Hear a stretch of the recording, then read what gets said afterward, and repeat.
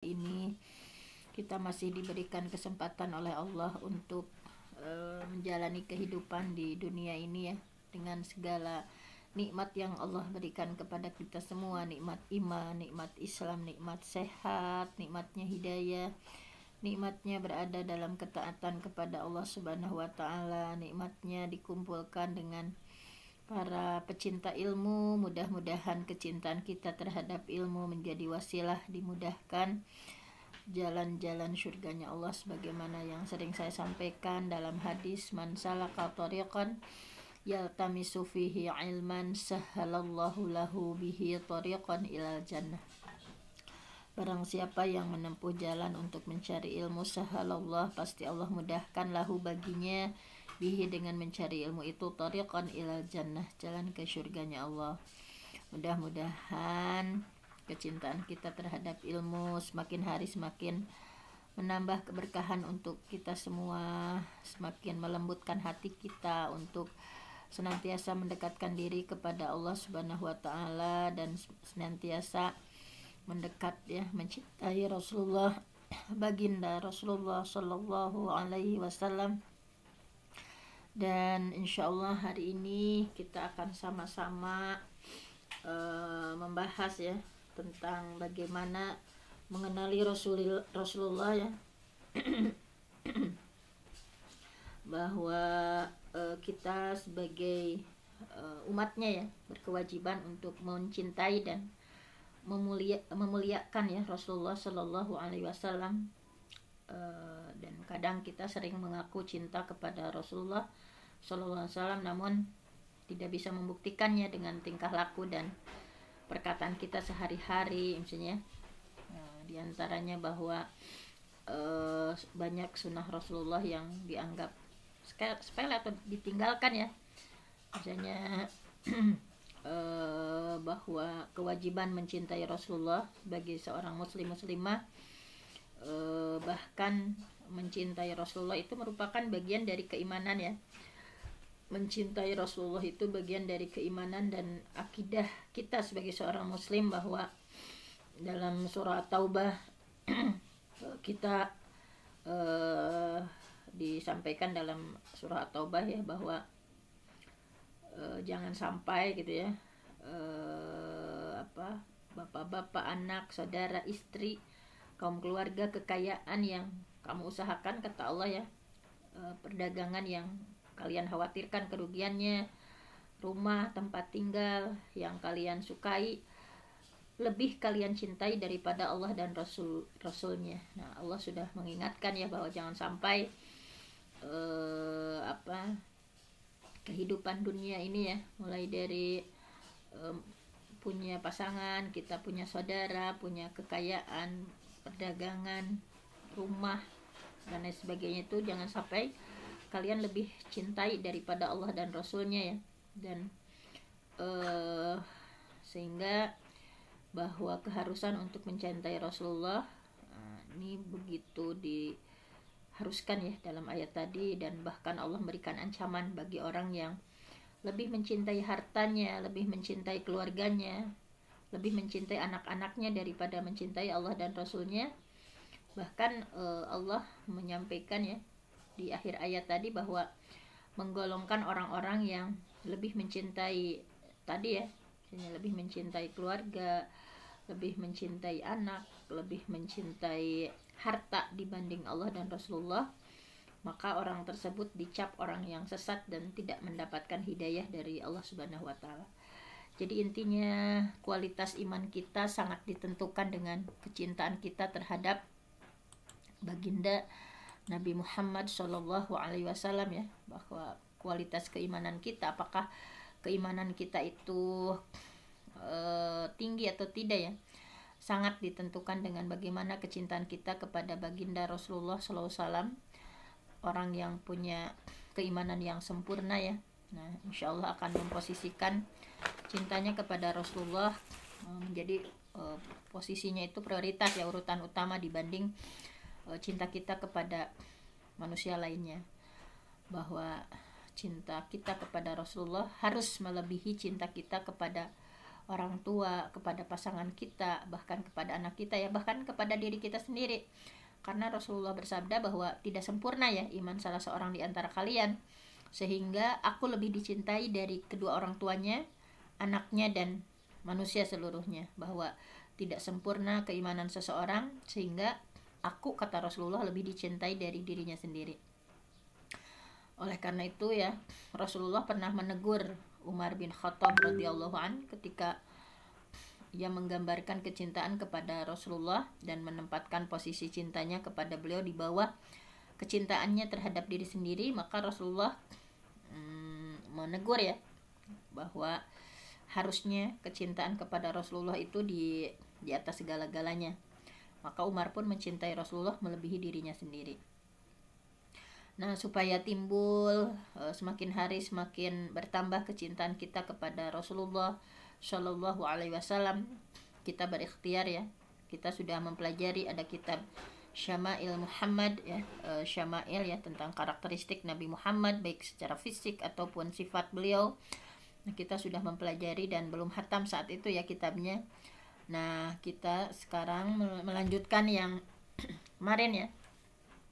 Melanjutkan yang kemarin, yaitu 23 keistimewaan Rasulullah Shallallahu Alaihi Wasallam. Nah, kemarin baru dibahas sebagian dan kita akan hatamkan hari ini, supaya tadi ya, semakin hari hati kita semakin terpaut dengan Rasulullah Shallallahu Alaihi Wasallam.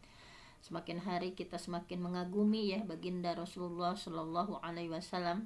Nah, di sini sudah ada 23 ya keistimewaan Nabi Muhammad Shallallahu Alaihi Wasallam. Ini Masjid Nabawi ya, sebagai simbol dari perjuangan Rasulullah Shallallahu Alaihi Wasallam.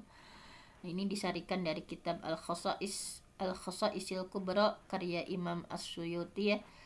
Mudah-mudahan kita mendapatkan keberkahan dari ilmu beliau, dan mudah-mudahan Imam As-Suyuti ya mengalir pahalanya luar biasa ya, membuat kitab yang mengingatkan kita untuk lebih mengenal siapa baginda Rasulullah SAW. Nah, kemarin kita sudah mempelajari ya, di antara 23 keistimewaan Nabi adalah, nah kita sekilas-sekilas saja ya disampaikan, bahwa yang pertama tentu saja Rasulullah adalah utusan ya untuk seluruh umat manusia ya, tidak seperti para rasul lainnya untuk umatnya sendiri ya.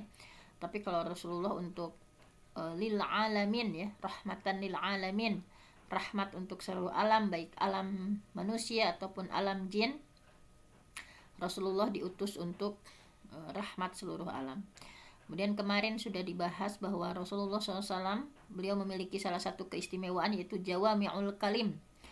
Kalau bicara itu tidak bertele-tele ya, Rasulullah itu bicaranya itu enak didengar, kemudian kalimahnya ringkas tetapi sangat padat maknanya. Jadi tidak kalau kita ngobrol misalnya kayak rinci gitu, tapi Rasulullah itu jawami'ul kalim. Kayak dalam hadis kemarin dicontohkan, innal halala bayyinun wal haram bayyinun. Sesungguhnya yang halal itu jelas, yang haram itu jelas. Nah, jadi Rasulullah itu ketika berbicara itu jawami'ul kalim. Kalimatnya ringkas, maknanya padat gitu. Itu salah satu keistimewaan Rasulullah. Kemudian kemarin yang sudah dibahas bahwa manallah ya keistimewaan Rasul, bahwa Allah sudah mengampuni kesalahan beliau ya, dosa yang telah lalu maupun dosa yang akan datang. Dalilnya surah Al-Fath ayat 2. Kemudian kemarin sudah dibahas bahwa diantara keistimewaan Rasulullah ya, ini dalam kitab Syama'il Muhammad sudah ada bahwa Rasulullah itu punya khatamun nubuwah, bukti tanda ya, tanda kenabian. Ada semacam tanda ya, kita juga sebagian manusia kan ada tanda ya. Nah, Rasulullah subhanallah ya, ada khatamun nubuwah, ada tanda kenabian yang terletak baina katifai, di antara dua pundak beliau, yang bentuknya itu misla zirril hajalah ya, seperti telur burung.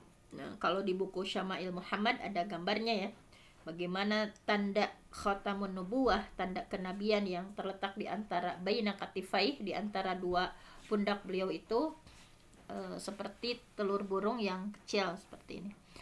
Nah, kemudian kemarin sudah kita bahas bahwa keistimewaan Rasulullah SAW, keringat beliau itu harum ya, seharum minyak kasturi. minyak al-miski ya. Al-miski itu minyak kasturi. Sampai-sampai ya Ummu Sulaim ketika Rasulullah tidur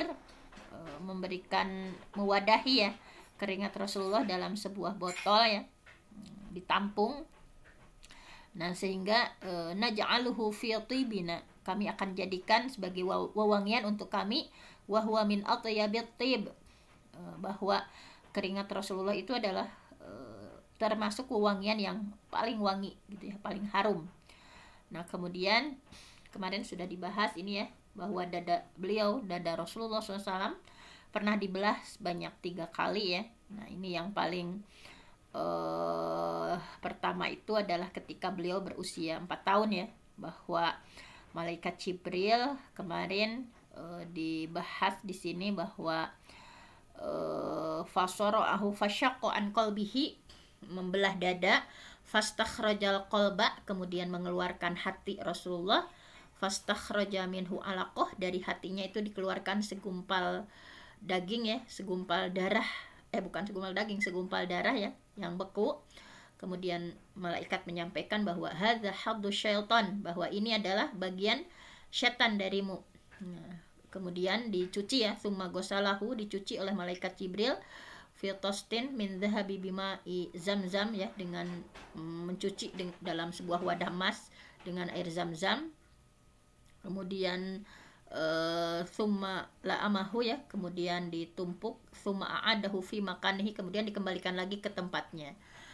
Nah, subhanallah ya, bahwa sampai-sampai Anas menyampaikan bahwa beliau pernah melihat al-mikhyat fi sadrihi, diperlihatkan bekas jahitan di dada Rasulullah. Nah, bahwa Rasulullah pernah dibelah dadanya. Nah, kemudian beliau mampu mendengar dan melihat apa yang tidak bisa dilihat dan didengar oleh manusia. Bahwa Rasulullah, nah kemarin ini sudah dibahas ya, bahwa aqtatis sama, bahwa langit itu merintih ya, sebetulnya langit itu bersuara gitu ya. Wa huqqalaha anta ittama fiha mawdi' arba'a asabi illa wa malakun wadi' jabhatuhu sajidan lillah. Bahwa jadi ketika Rasulullah itu kalau melihat langit itu, beliau mendengar ya bahwa langit itu merintih, dan beliau melihat di langit itu penuh sesak ya, penuh sesak, bahwa di sana itu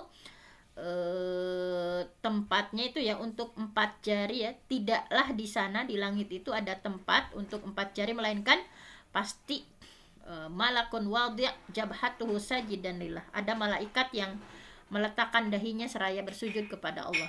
Nah, jadi Rasulullah melihat ya di langit itu banyak sekali penuh sesak dengan para malaikat ya, bahkan dempet-dempet gitu ya. Bahwa di sini disampaikan bahwa ma fiha maudi arba asabi illa wa malakun wadi'un jabhatuhu sajidan lillah, bahwa tidaklah di langit itu ada tempat untuk 4 jari, melainkan pasti ada malaikat yang meletakkan dahinya bersujud kepada Allah Subhanahu wa taala. Nah, kemudian ini juga sudah kemarin ya, mata beliau tertidur namun hati beliau tidak, bahwa Rasulullah ya, sebagaimana yang kita tahu dalam riwayat Muslim, inna ainayya, sesungguhnya kedua mataku tanaman, tertidur, wala yanamu qalbi, tetapi hatiku tidak tidur. Karena kan diantaranya beliau sering ya, misalnya pernah menerima wahyu itu dalam keadaan mimpi, karena mimpi itu selain dengan gemeriting lonceng, kemudian Rasulullah sedang tertidur ya, kemudian beliau menerima wahyu dalam mimpi beliau. Nah, seperti ini. Kemudian keistimewaan Rasulullah yang selanjutnya adalah bahwa beliau bisa melihat orang yang ada di belakang beliau ya, sebagaimana beliau bisa melihat yang ada di depan.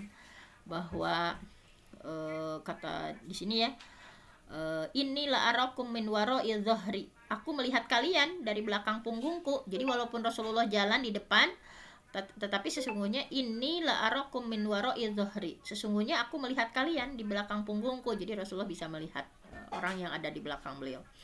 Kemudian Rasulullah karena keagungannya banyak nama ya, seperti Allah juga kan ada 99 asmaul husna, nama-nama terbaik bagi Allah. Nah, begitu juga Rasulullah karena keagungannya beliau pun punya banyak nama. Di antaranya kemarin sudah dibahas ya, nama beliau adalah Muhammad, Ahmad, Al-Mahi ya, Al-Hashir, Al-Aqib, kemudian Al-Muqaffi, Nabiyur Rahmah, Nabiyut Taubah. Ini hadis riwayat yang atas Bukhari dan Muslim. Jadi untuk karena banyaknya nama tadi menunjukkan keagungan si pemilik nama tadi. Nah, bahwa Rasulullah ya Shallallahu Alaihi Wasallam memiliki banyak nama untuk mengagungkan beliau. Nah kemudian kemarin sudah dibahas. Nah ini bahwa istimewanya Rasulullah, Allah bersumpah dengan seluruh kehidupan beliau, yaitu la amruk innahum lafi sakratihim ya'mahun, demi umurmu Muhammad. Nah jadi bahwa Allah bersumpah dengan seluruh kehidupan Rasulullah SAW. Nah, hal ini untuk menunjukkan pemuliaan yang agung dan kedudukan yang tinggi ya bagi Rasulullah SAW. Kemudian diantaranya Rasulullah kemarin sudah dibahas di sini ya, bahwa beliau diberikan keistimewaan berjima ya melebihi manusia biasa. Kemarin setara dengan annahu wa'tiya quwwah salasin, bahwa Rasulullah diberikan kekuatan setara 30 laki-laki, dan ini tidak diberikan kepada yang lain ya. Kalau yang lain itu dibatasi 4 kalau Rasulullah ya. Nah, di sini sudah dibahas kemarin. Kemudian beliau diperbolehkan menikah dengan lebih dari 4 orang ya. Dalam riwayat di sini di hadis ya ada yang menyebutkan 9, ada juga yang menyampaikan 11 istri beliau. Nah, ini diantara keistimewaannya. Nah, untuk Rasulullah Shallallahu Alaihi Wasallam, bahwa Allah mewajibkan umat Nabi ya untuk tidak menikah perempuan kecuali wali, mahar, dan saksi, dan tidak menikah lebih dari 4. Tetapi kekhususan untuk Rasulullah, nah bahwa Rasulullah itu diantara kekhususannya ya boleh tanpa mahar ya, begitu juga wali. Nah ini hanya diistimewakan untuk Rasulullah SAW. Nah kemudian kemarin sampai sini ya, bolehnya bertabaruk dengan jasad atau dengan jasad beliau ya, bahwa pernah di sini disampaikan ya Siti Aisyah bahwa beliau meniup-niup ya karena Rasulullah sedang sakit keras menjelang Rasulullah akan wafat. Kemudian Siti Aisyah berdoa ya, Al-Mu'awwizat, membaca berbagai perlindungan kepada Allah, dan Siti Aisyah mengusapkan tangan beliau sendiri ya karena keberkahan kedua tangan beliau. Nah, diantaranya bertabaruk dengan jasad Rasulullah, khusus ya, tidak diberlakukan untuk yang lain gitu ya. Bertabaruk misalnya kepada orang solih, nah tidak. Tetapi kekhususannya bertabaruknya dengan jasad Rasulullah Shallallahu Alaihi Wasallam. Kemudian, nah di sini ini kemarin yang belum ya. Sekarang kita yang ke-15 di antara keistimewaan Rasulullah yang ke-15. Nah ini belum dibahas kemarin, sehingga akan agak-agak perlahan ya kalau yang ini. Nah, yang pertama adalah yang ke-15 adalah bahwa Allah memperlihatkan surga dan neraka sampai beliau bisa melihatnya gitu ya. Dalam riwayat Ahmad bahwa nazartu ilal jannah, aku melihat surga, fa idza aktsaru ahliha al-masakin, ketika aku melihat surga maka aku menjumpai itu aksaru, kebanyakan di surga itu, ahliha, penduduknya, al-masakin, adalah orang-orang miskin. Wa nazartu ilan nar, kemudian aku juga bisa melihat neraka, fa idza aksaru ahliha an-nisa, kemudian aku jumpai kebanyakan aksaru ahliha, kebanyakan penduduknya, an-nisa, adalah para perempuan. Ini sudah sering kita bahas ya, bahwa kenapa perempuan banyak sekali menjadi penduduk neraka, karena yuksirna lakna, perempuan itu banyak mengeluh gitu ya, wa yakfurnal ashir, kemudian kufur terhadap kebaikan suami. Nah itu adalah diantara 2 penyebab kenapa banyaknya perempuan itu berada di dalam neraka. Nah di sini Imam Abu Hatim berkata ya ketika mengomentari hadis ini, bahwa melihatnya Nabi baik surga ataupun neraka secara bersamaan. Jadi ini kan secara bersamaan dalam hadisnya ya. Dalam satu sisi Rasulullah melihat surga, kebanyakan penduduknya orang miskin, dan sisi lain Rasulullah bersamaan melihat neraka yang kebanyakan penduduknya adalah perempuan. Nah ini adalah dengan jasad beliau gitu ya, dengan jasad beliau dalam keadaan sadar, bukan dalam keadaan seperti apa ya. Menurut Ibnu Abi Hatim bahwa Rasulullah melihatnya itu dengan jasad ya, secara fisikly dalam keadaan sadar, dan pandangan mata beliau ya, ini sebagai pemuliaan dari Allah kepada beliau, tidak diberikan kepada yang lain ya, pemuliaan dari Allah kepada beliau dan sebagai pembeda antara beliau dengan nabi-nabi yang lainnya. Nah jadi ada keistimewaan untuk Rasulullah. Nah sudah bisa melihat ya surga dan neraka.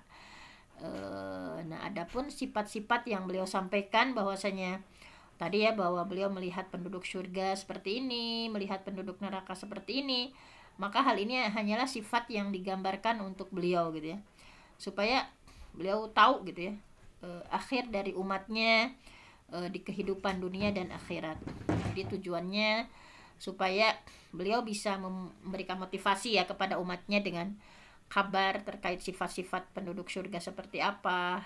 Nah seperti tadi ya, misalnya supaya mereka itu termotivasi, terdorong untuk melakukan amalan seperti amalan-amalan penduduk surga. Dan beliau pun memberikan peringatan ya, sifat-sifat ahli neraka seperti ini, supaya mereka itu menjauhi sifat-sifat yang bisa menghantarkan mereka ke dalam neraka. Kan kita tahu ya yang diperlihatkan oleh Allah ya kepada Rasulullah ketika diperlihatkan saat Mi'raj ya, saat Mi'raj itu Rasul bisa melihat ya, bisa melihat surga, neraka gitu ya. Nah semuanya itu tujuannya tadi untuk memotivasi ya, bahwa pada perjalanan Mi'raj kan beliau sempat bertemu ya dengan ruh para nabi, bagaimana melihat pemandangan surga dan neraka ya, dengan segala keadaannya gitu ya. Nah dengan segala keadaannya, diantaranya banyak sekali ya, misalnya kita ingatkan bahwa ketika melihat neraka itu ya Rasulullah, kemudian aku melihat neraka dan aku sama sekali tidak pernah melihat pemandangan yang lebih buruk daripada neraka gitu ya. Dan tadi ya paling banyaknya perempuan. Nah, kemudian berdasarkan cerita Rasulullah ya, malaikat Jibril kemudian membawa Rasul naik ke langit ya, naik ke langit, kemudian tiba di pintu neraka yang dijaga oleh malaikat ya, yaitu malaikat Malik. Bahwa menurut sabda Rasulullah, malaikat Malik itu merupakan satu-satunya malaikat yang tidak menyambutnya dengan senyuman. Jadi malaikat Malik itu karena malaikat penjaga neraka ya, satu-satunya malaikat yang tidak menyambut Rasulullah dengan senyuman. Hanya saja malaikat ini tidak tertawa. Dan aku, kata Rasulullah ya, tidak menerima kabar gembira darinya ya, seperti yang kulihat pada malaikat yang lain. Nah kemudian aku berkata kepada malaikat Jibril, wahai Jibril, siapa malaikat yang tadi yang ngobrol sama yang berkata-kata kepadaku seperti malaikat yang lain tetapi tidak tertawa gitu, dan aku tidak menerima kabar gembira seperti yang kuterima dari yang lain. Kemudian malaikat Jibril menyampaikan bahwa seandainya ia pernah tertawa kepada orang sebelum atau sesudahmu, pasti ia akan tertawa kepadamu, namun ia tidak tertawa. Ini adalah malaikat penjaga neraka. Ini bahwa Rasulullah ya meminta malaikat Jibril untuk memperlihatkan neraka ya, di sela-sela Mi'raj itu kemudian dibukakan ya pintu neraka oleh malaikat, nah, untuk mempertunjukkan kepada Rasulullah. Nah kemudian ketika pintu neraka dibuka, Rasulullah melanjutkan ceritanya ya, terlihat api neraka menyala-nyala seakan-akan bisa membakar apapun yang terlihat gitu ya. Kemudian Rasulullah melihat manusia yang memiliki bibir seperti bibir unta gitu ya. Nah jadi diperlihatkan keadaan yang menyeramkan ya. Tangan mereka ya, tadi bibirnya seperti bibir unta besar seperti ini, kemudian tangan mereka menggenggam ya sebongkah api neraka seperti bongkahan batu. Mereka memasukkan batunya itu ya, batu api itu ke dalam mulut mereka, kemudian keluar melalui dubur. Dan beliau pun bertanya kepada malaikat Jibril, siapa mereka itu Jibril? Malaikat Jibril menjawab, mereka adalah orang-orang yang makan harta anak yatim dengan cara yang zalim. Jadi penyebab-penyebab amalan yang bisa menjadikan seseorang berada di dalam neraka, diantaranya tadi ya, mereka orang-orang yang makan makanan harta anak yatim dengan cara yang zalim. Kemudian Rasul jalan lagi ya, melihat sekumpulan manusia yang perutnya besar gitu ya, perutnya besar, Beliau mengaku belum pernah melihat ya perut sebesar itu gitu. Kemudian diketahui Rasulullah dan malaikat Jibril berada di jalan yang akan dilalui oleh pengikut Fir'aun. Jadi mereka itu menyerupai unta-unta yang kebingungan ya, karena akan dijejalkan mereka itu ke dalam neraka. Kemudian Rasul nanya, siapa mereka itu? Nah, tadi ya yang perutnya besar-besar itu, mereka adalah para pemakan harta riba. Kemudian Rasulullah lanjut ya, dan melihat ada orang-orang dihadapkan dengan hidangan daging ya. Jadi ada sekelompok orang dihadapkan ada hidangan daging yang empuk gitu ya, bagus gitu ya. Kemudian di sebelahnya ada daging yang bernanah dan busuk, namun mereka justru malah memilih daging yang busuk dan bernanah tadi gitu ya, daripada daging yang bagus. Kemudian Rasulullah nanya, siapa mereka itu? Malaikat Jibril. Malaikat Jibril menjawab, mereka adalah orang-orang yang meninggalkan istri-istri yang Allah halalkan, malah mencari perempuan yang diharamkan. Ini jadi ini digambarkan kepada Rasulullah ya. Kemudian Rasulullah melihat perempuan yang digantung ya, perempuan digantung dengan payudaranya masing-masing. Jadi para perempuan digantung ya, payudaranya seperti ini terbalik ya. Kemudian beliau bertanya, siapa mereka ya, para perempuan yang digantung dengan payudaranya itu? Kemudian malaikat Jibril menjawab bahwa mereka adalah perempuan-perempuan ya yang memasukkan laki-laki yang bukan anak-anaknya ke rumah suami mereka. Dan masih banyak lagi ya cerita tentang bagaimana Rasulullah diperlihatkan ya kondisi-kondisi tadi. Dan ini untuk memberikan peringatan ya, memberikan peringatan bahwa beginilah sifat-sifat ahli neraka, supaya kita sebagai umat Nabi Muhammad bisa menjauhi dari sifat-sifat yang menghantarkan seseorang pada hal tersebut. Nah, kemudian kalau hal ini sudah kita pahami ya, sering kita mendengar. Kemudian selanjutnya adalah di antara keistimewaan beliau itu bahwa harta peninggalan Rasulullah SAW setelah wafat adalah sedekah ya, tidak seperti kalau kita manusia biasa diwariskan, tapi Rasulullah mah di sini ya, di dalam salah satu hadisnya bahwa la nurathu, kami tidak mewariskan, ma tarokna, apa yang kami tinggalkan, fahuwa shadaqatun, semuanya dianggap sebagai sedekah. Ini riwayat Bukhari ya, bahwa seluruh harta peninggalan Rasulullah setelah wafat adalah sedekah. Jadi la nurasu, kami tidak mewariskan, ma tarokna, apa yang kami tinggalkan, semuanya fahuwa shadaqatun, semuanya adalah sedekah. Bahwa jadi warisan Rasulullah itu untuk semua umat ya, warisan Rasulullah itu untuk semua umat Islam, bahwa Rasulullah meninggalkan warisan untuk semua umat Islam ya yang hidup sepeninggalan beliau, bahwa warisan Rasulullah SAW itu bukan berupa harta benda, melainkan sebuah pegangan hidup ya, taraktu fikum amrain. Nah, adapun warisan Rasulullah yang berupa harta ya, jadi Rasulullah itu sekali lagi tadi mewariskan Quran dan Sunnah ya, lantadillu abada. Kalau kita berpegang teguh pada warisan Rasulullah ya, Quran dan Sunnah, kita tidak akan tersesat selama-lamanya. Nah, adapun di sini kalau riwayat yang menyampaikan bahwa warisan Rasulullah SAW itu yang berupa harta itu, ini juga tidak diberikan kepada ahli waris beliau ya, melainkan dijadikan sedekah. Jadi Rasulullah ketika meninggal ya, ketika beliau meninggal itu, beliau meninggalkan sebilah pedang. Nah, ada sebilah pedang, ada seekor bigol dan sebidang tanah. Nah, ini diantaranya ya, hadis tadi disampaikan bahwa Rasulullah ketika meninggal itu hanya meninggalkan sebilah pedang, kemudian seekor bigol dan sebidang tanah. Itu presiden ya, waktu itu kan Rasulullah sebagai presiden ya, pemuka agama dan pemuka dunia. Tetapi ketika meninggalnya beliau tidak meninggalkan banyak warisan harta, hanya sebilah pedang, seekor bigol dan sebidang tanah. Nah, ini dari Syama'il Muhammad ya. Nah, bahwa Amr bin Haris radhiyallahu an menyampaikan bahwa Rasulullah tidak meninggalkan sesuatu ya, mata roka Rasulullah Shallallahu Alaihi Wasallam illa silahahu, kecuali hanya silahah ya, sebilah pedang, wa baghlatahu ya, wa baghlatahu dan seekor bighal, wa ardan dan sebidang tanah, shadaqatun yang dijadikan sedekah. Nah, jadi Pada suatu hari Fatimah datang ya kepada Abu Bakar radhiyallahu an, kemudian bertanya, siapa yang mewarisimu? Abu Bakar menjawab, keluarga dan putraku. Fatimah bertanya lagi, lalu kenapa aku tidak memperoleh warisan dari ayahku gitu ya. Nah, jadi tadi ini Fatimah putri Rasulullah ya, suatu hari mendatangi Abu Bakar dan bertanya, siapa yang akan menjadi ahli warismu ya? Abu Bakar menjawab, keluarga dan putraku. Kemudian Fatimah bertanya, lalu kenapa aku tidak memperoleh warisan dari ayahku ya Nabi Muhammad? Abu Bakar menjawab, aku pernah mendengar Rasulullah SAW bersabda, kami tidak meninggalkan harta warisan ya, la nurathu, kami tidak meninggalkan harta warisan, tetapi aku akan menanggung kehidupan orang-orang yang ditanggung oleh Rasulullah SAW. Nah, tetapi aku akan menanggung kehidupan orang-orang yang ditanggung oleh Rasulullah SAW dan akan memberikan nafkah kepada orang-orang yang diberi nafkah oleh beliau.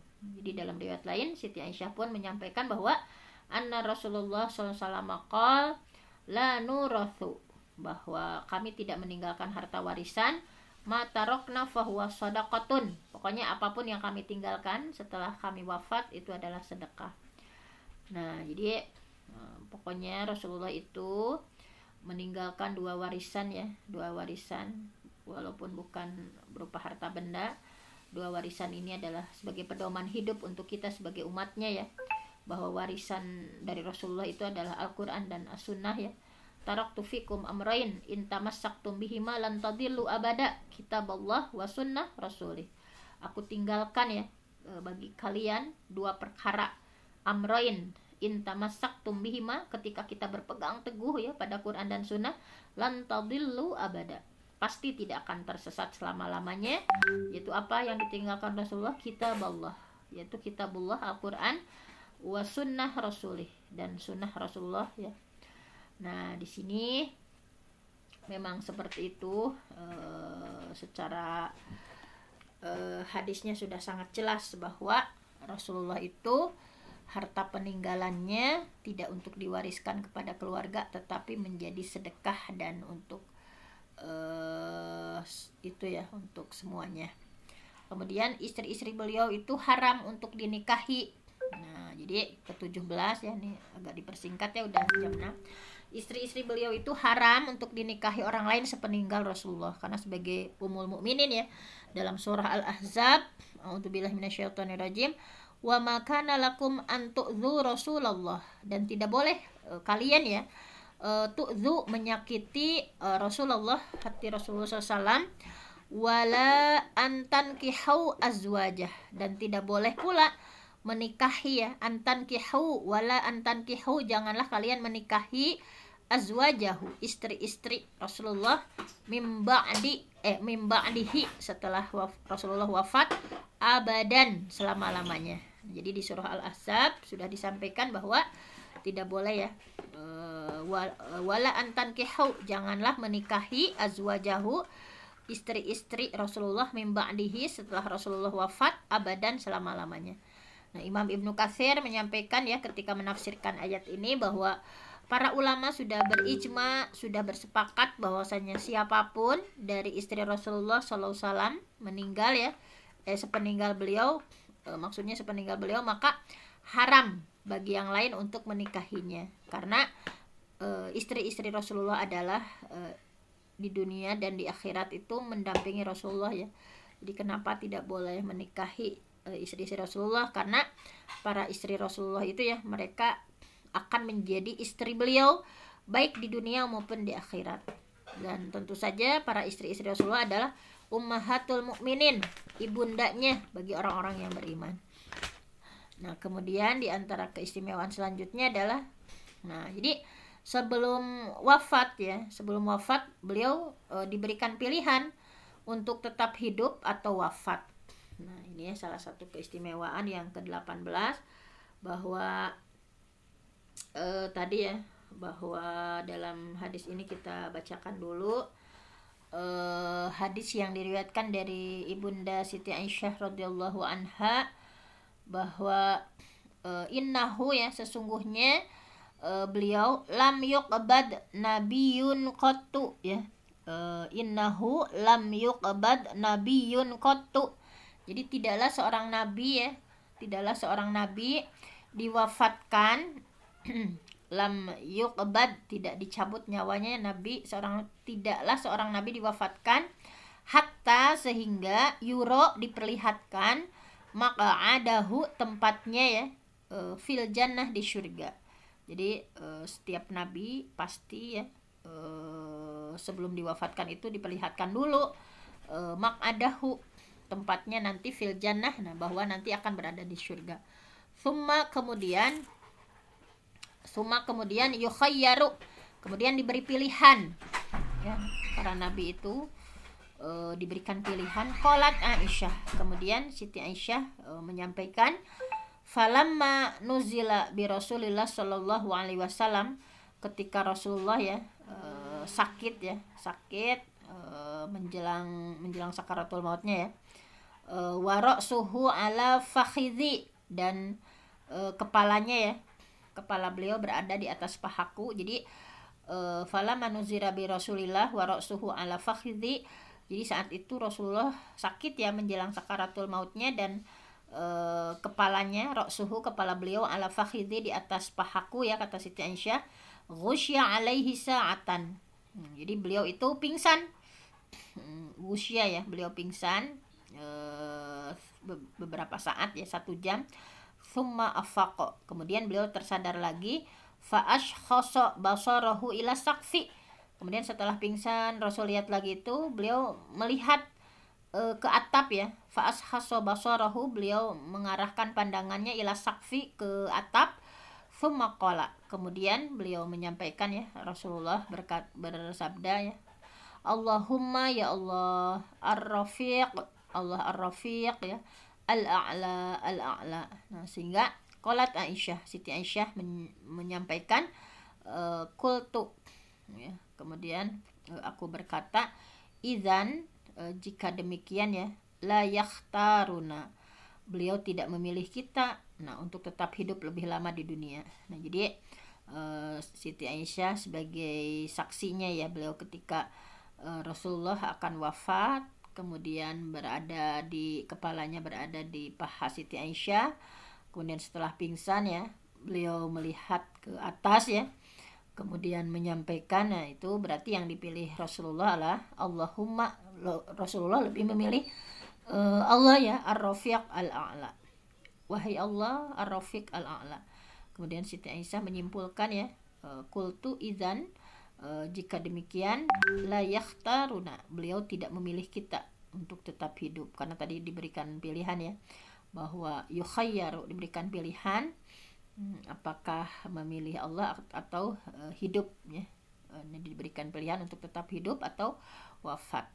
Nah, kemudian ke-19, jasad beliau tidak dimakan tanah dan beliau senantiasa menjauh selawat dari umat beliau. Nah, di sini hadisnya dari Aus bin Aus ya. Ya Rasulullah, wahai Rasulullah, wa kaifa tu'radu salatuna alaik, bagaimana sholawat kami diperlihatkan kepadamu, wa qad arimta ya, sedangkan engkau sudah hancur gitu ya. Wa qala Nabi, kemudian Nabi menjawab, innallaha azza wa jalla harrama 'alal ardi ajsadal anbiya, sesungguhnya Allah azza wa jalla mengharamkan jasad para nabi kepada bumi. Jadi utuh ya, utuh, tidak dimakan tanah. Nah, karena di sini disampaikan dalam hadis riwayat Daud ya, bahwa ya Rasulullah kaifa tu'radu salatuna alaik qad arimta, faqala nabi innallaha azza wa jalla harrama 'alal ardi ajsadal anbiya, bagaimana kami sholawat ya, kami diperlihatkan kepadamu sedangkan engkau juga sudah hancur. Kemudian Nabi menjawab, sesungguhnya Allah azza wa jalla mengharamkan jasad para nabi kepada bumi. Nah, jadi itu ya salah satu keistimewaan para rasul, bahwa di antara keistimewaan para rasul itu jasad para nabi itu tidak bisa dimakan tanah. Nah, jadi tadi ya, inna min afdali ayyamikum yaumal jumu'ah fa'aksiru alayya minas shalah fihi fa inna sholatakum ma'rudah alayya. Nah, tadi ya, bahwa dari hadis dari Aus bin Aus radhiyallahu an, bahwa inna min afdali ayyamikum, sesungguhnya hari Jumat hari Jumat itu adalah hari-hari kalian yang terbaik. Fa'aksiru alayya minas shalah, maka perbanyaklah sholawat kepadaku. fa inna sholatakum ma'rudah alayya, karena sesungguhnya sholawat kalian disampaikan kepadaku. Sehingga sahabat nanya ya, wahai Rasulullah, nah ini lengkapnya tadi seperti itu ya, wa kaifa tu'radu sholatuna, bagaimana sholawat kami disampaikan kepadamu sementara Anda sendiri sudah meninggal. Nah kemudian beliau bersabda, innallaha tabaraka wa ta'ala harrama 'alal ardi ajsadal anbiya sallallahu alaihim, sesungguhnya Allah tabaraka wa ta'ala mengharamkan jasad para nabi atas tanah. Jadi jasad para nabi itu utuh ya. Ini hadis riwayat Abu Dawud nomor 1531 dan An-Nasai nomor 1372 dan dinilai sahih oleh Imam Al-Albani. Nah kemudian nah yang ke-20, ketika menghadapi fitnah kubur ya, setiap orang akan ditanya terkait Rasulullah Shallallahu Alaihi Wasallam. Nah tentu saja ya, nah ini di sini bahwa seperti itulah ya, bahwa nanti ketika kita sebagai manusia meninggal ya, maka dan fitnah kubur ya, nanti akan ditanya tentang Rasulullah. Nah ini hadisnya dari Abu Hurairah, idza kubirul mayyit, apabila mayit sudah dikuburkan ya, au qala ahadukum, dan akan wa qala ahadukum, dan salah seorang di antara kalian atahu malakani, akan didatangi dua malaikat, aswadani, malaikatnya itu hitam ya, jadi malaikat yang hitam, azraqani, kemudian biru ya, saking itunya ya, saking menyeramkannya.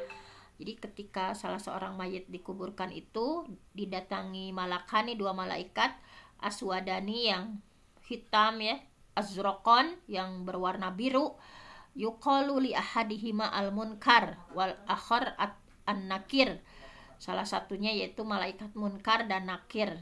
Kemudian keduanya bertanya ya, fayaqulani, malaikat munkar menakir bertanya, ma kunta taqulu fi hadzal rajul, apa pendapatmu tentang orang ini, Nabi Muhammad ya. Ma kunta taqul, bagaimana pendapatmu, fi hadzal rajul, tentang orang ini yaitu Nabi Muhammad. Fayaqulu makana yaqul, maka ia akan menjawab sebagaimana ketika di dunia, huwa Abdullah wa rasuluh, dia adalah Abdullah dan rasulnya. Asyhadu an la ilaha illallah wa anna Muhammadan abduhu wa rasuluh. Abdullah, aku bersaksi bahwa tiada sesembahan yang berhak disembah kecuali Allah, dan aku bersaksi bahwa Muhammad adalah utusan Allah Subhanahu wa taala. Mudah-mudahan kita bisa lancar menjawabnya ya ketika ditanya Nabi Muhammad, huwa Abdullah wa rasuluh, asyhadu an la ilaha illallah wa anna Muhammadan abduhu wa rasuluh. Nah, kemudian dua lagi, yang kedua satu adalah bahwa Nabi adalah manusia yang pertama kali dibangkitkan di hari kiamat. Nah, keistimewaan Rasulullah dalam hadis Abu Sa'id Al-Khudri, fa innan nas, sesungguhnya manusia, yus'aquna yaumal qiyamah, bahwa pada hari kiamat itu akan meninggal semuanya. Fa akunu, kemudian akulah, awwala, orang yang pertama, mantan syakku, yang terbelah kuburnya, anhu al-ard gitu ya, yang terbelah dari kuburnya untuk dibangkitkan. Nah, ini hadis riwayat Bukhari ya, bahwa tadi sesungguhnya manusia pada hari kiamat itu akan meninggal semuanya ya, kan ada tiupan sangkakala pertama itu meninggal semuanya. Fa innan nas yus'aquna yaumal qiyamah, manusia itu akan mati seluruhnya ya ketika malaikat Israfil meniupkan sangkakala yang pertama, kemudian malaikat Israfil meniupkan sangkakala yang kedua. Fa akunu awwala man tanshaqqu anhul ard, aku, kata Nabi, yang paling pertama terbelah kuburnya untuk dibangkitkan. Nah, kemudian yang kedua lagi ya, 22, beliau mendapatkan maqamam mahmuda, kedudukan yang terpuji pada hari kiamat. Dalam surah Al-Isra ya, nih kita sering mendengar nih dalil tentang tahajud ya, bahwa fatahajjad bihi nafilatan lak asa ayyab'asaka rabbuka maqamam mahmuda. Mudah-mudahan ayyab asaka, Tuhanmu mengangkatmu ya, rabbuk, maqaman, ke tempat mahmuda, yang terpuji. Nah, Syekh ya Imam Ibnu Jarir At-Tabari menyampaikan ketika menafsirkan ayat ini mayoritas ahli tafsir berpendapat bahwa kedudukan yang terpuji, maqamah mahmuda itu adalah apa yang beliau lakukan di hari kiamat sebagai syafaat untuk seluruh manusia, supaya Allah meringankan mereka dari beratnya saat itu ya, ketika di padang mahsyar. Dan Ibnu Umar pun menyampaikan bahwa innana, sesungguhnya manusia, yasiruna yaumal qiyamah, pada hari kiamat nanti akan menjadi jusan ya, seperti bangkai. Innana, sesungguhnya manusia, yasiruna, mereka akan menjadi ya yaumal qiyamah, di hari kiamat, jusan, seperti bangkai. Kullu ummatin tatba'u nabiyaha, setiap umat akan mengikuti nabinya. Kullu ummah, setiap umat, tatba'u, akan mengikuti nabiyaha, nabinya. Yaqulun, bahwa mereka berkata, ya fulan ishfa'. Jadi berkata, wahai fulan, berilah syafaat. Ya fulan ishfa', wahai fulan, berilah aku syafaat. Hatta tantahiya syafa'ah ilan nabi. Jadi sampai akhirnya mereka mendatangi Nabi Muhammad SAW. Fadzalik yauma yab'atsuhullah maqaman mahmuda. Ini adalah hari ketika Allah membangkitkan Nabi pada kedudukan yang terpuji. Nah, jadi manusia itu nanti ya tadi bakal ke sini, ya fulan ya, ke Nabi ini, ya fulan ishfa', wahai fulan ya, berilah syafaat kepadaku. Minta lagi ke Nabi ini, ya fulan ishfa', wahai fulan, berilah syafaat kepadaku. Semuanya didatangi, tidak ada yang bisa memberi syafaat kecuali sampai akhirnya mereka mendatangi Nabi Muhammad SAW. Fadzalika yauma yab'atsuhullah maqaman mahmuda. Itu adalah ketika Allah membangkitkan Nabi pada kedudukan yang terpuji. Yang terakhir ya, alhamdulillah udah hatam. Beliau mendapatkan telaga Kautsar di surga. Dalam surah Al-Kautsar ya, inna a'tainakal kautsar, sesungguhnya kami memberikan kepadamu Al-Kautsar. Rasulullah bersabda, tahu nggak kalian apa sih Kautsar itu gitu ya? Hal tadaruna mal Kautsar, apakah kalian tahu apa itu Al-Kautsar? Qalu, para sahabat menjawab, Allah wa rasuluhu a'lam, Allah dan Rasulnya yang lebih tahu. Huwa nahrun, Al-Kautsar itu adalah nahrun, adalah sebuah sungai. A'tonihi rabbi, yang Allah memberikan kepadaku ya di surga ya. Huwa nahrun, yaitu sungai. A'tonihi, yang Allah memberikannya. Rabbi, Tuhanku memberikannya, azza wa jalla, fil jannah, nanti di surga. Alaihi khairun katsirun, ya, bahwa di dalam telaga Al-Kautsar itu khairun katsirun, terdapat banyak kebaikan yang banyak ya. Nanti itu umatku akan memasukinya di hari kiamat ya. Taridu alaihi ummati yaumal qiyamah. Nah, jadi umatku akan masuk nanti di hari kiamat. Jumlah cawan-cawannya seperti bintang-bintang, saking banyaknya ya.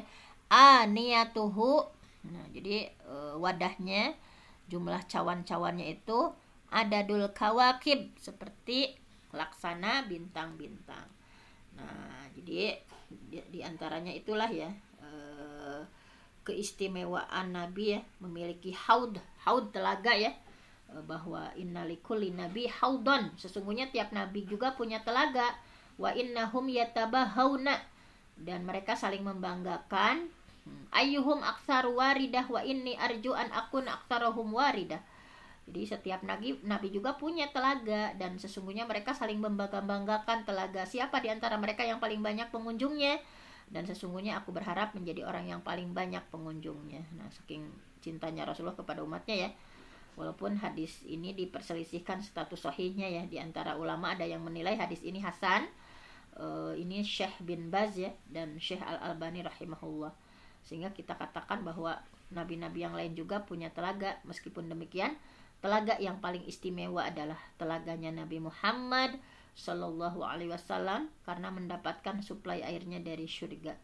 Mudah-mudahan kita mendapatkan kebahagiaan ya, haud telaga Kautsar ini, dan kita perbanyak sholawat kepada Nabi Muhammad Sallallahu Alaihi Wasallam. Allahumma sholli ala Muhammad wa ala ali Muhammad kama shallaita ala Ibrahim wa ala ali Ibrahim. Mudah-mudahan kita termasuk umat Nabi Muhammad yang betul-betul mencintai Rasulullah ya, dengan memperbanyak membaca sholawat, mengkaji Al-Quran dan sunnah-sunnah dari Rasulullah Shallallahu Alaihi Wasallam, sehingga nanti Rasulullah memberikan syafaat kepada kita semua dan menjemput kita semua di surganya Allah. Mungkin hanya itu saja. Saya mohon ampun sama Allah, yang benar datangnya dari Allah, yang salah dari saya sendiri. Aqulu qauli hadza wa astaghfirullah li wa lakum. Wassalamualaikum warahmatullahi wabarakatuh.